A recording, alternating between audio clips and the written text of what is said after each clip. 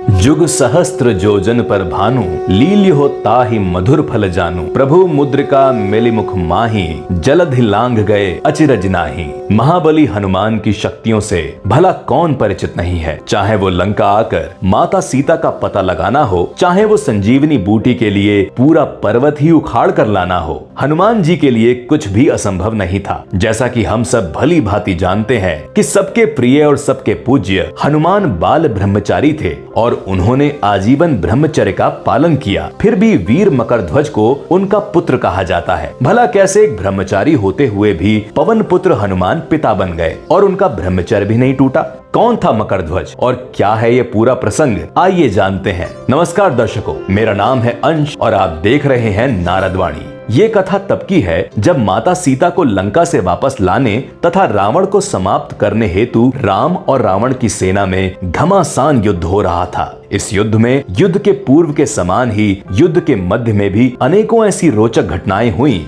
जिनकी चर्चा आम कथाओं और प्रस्तुतियों में कम ही देखने को मिलती है। नारद वाणी ऐसे ही तमाम प्रसंग और रहस्यों से भरी कथाओं को आपके समक्ष प्रस्तुत करने का प्रयास करता है। वाल्मीकि रामायण के अनुसार महाबली हनुमान से जुड़ा एक ऐसा ही प्रसंग है जब भगवान राम और लक्ष्मण संकट में पड़ गए और हनुमान ने उन्हें उस संकट से भी उबार लिया। लंका में युद्ध के दौरान रावण की सेना के सभी वीर और रावण के भाई बंधु एक के बाद एक आते और प्रभु श्री राम को परास्त करने का प्रयास करते, परंतु उन्हें इसमें सफलता कभी न मिलती और यदि कभी कोई संकट आ भी जाता तो उसका विनाश संकट मोचन हनुमान कर ही देते। ये प्रसंग तब का है जब राम रावण के युद्ध के समय रावण के भाई अहिरावण ने छल पूर्वक श्री राम तथा लक्ष्मण को बंदी बना लिया और बंधक बनाकर अपने साथ पाताल लोक ले गया था। तब हनुमान उन्हें छुड़ाने के लिए पाताल लोक जा पहुँचे, जहाँ उनका सामना मकरध्वज से हुआ, जिसे अहिरावण ने पाताल लोक का प्रहरी नियुक्त कर रखा था। हनुमान के वहां पहुंचने पर मकरध्वज ने उन्हें अंदर जाने से रोक दिया। इस पर हनुमान और मकरध्वज के बीच घमासान युद्ध हुआ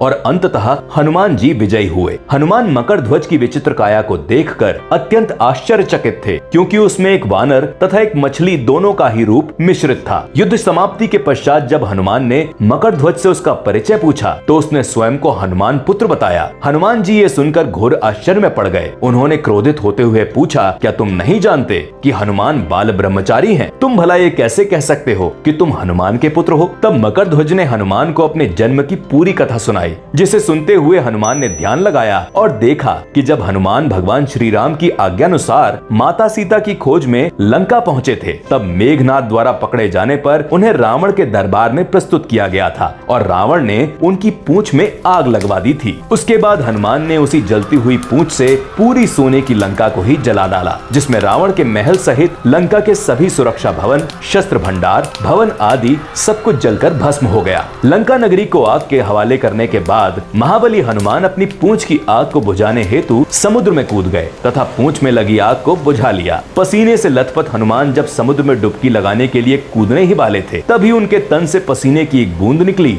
जो समुद्र में जा गिरी, जिसे वहां पर तैरती हुई एक मछली ने आहार समझकर निगल लिया, जिसके फलस्वरूप वह उस बूंद की तेज से गर्भवती हो गई। एक दिन वह मछली तैरती हुई पाताल लोक जा पहुंची, जहां असुर राज अहिरावण के सेवकों ने उसे अपना आहार बनाने हेतु पकड़ लिया, परंतु जब उसके पेट को उन्होंने चीरा तो उसमें से एक शिशु निकला, जिसका आधा तन वानर का तथा आधा तन मछली का था। मछली के पेट से निकलने के कारण उसका नाम मकरध्वज रखा गया और बाद में उसकी शक्ति को देखते हुए उसे पाताल नगरी का प्रहरी बना दिया गया। पूरी कथा सुनने के पश्चात जब हनुमान को विश्वास हो गया कि मकरध्वज उनका ही पुत्र है, तो उन्होंने बताया कि वे ही उसके पिता हनुमान हैं। ये सुनते ही मकरध्वज नतमस्तक होकर हनुमान जी के चरणों में गिर गया और क्षमा याचना करने लगा। हनुमान ने मकरध्वज को गले लगा लिया तथा उसे आशीर्वाद दिया। इसके पश्चात हनुमान ने पाताल लोक में प्रवेश किया और अहिरावण का वध कर प्रभु श्री राम व लक्ष्मण को उसके बंधन से मुक्ति दिलाई। जब प्रभु श्री राम हनुमान के साथ पाताल लोक से पुनः पृथ्वी लोक जाने के लिए पाताल लोक के द्वार पर पहुँचे तो मकरध्वज को देखकर हनुमान से उसका परिचय पूछा। तब हनुमान ने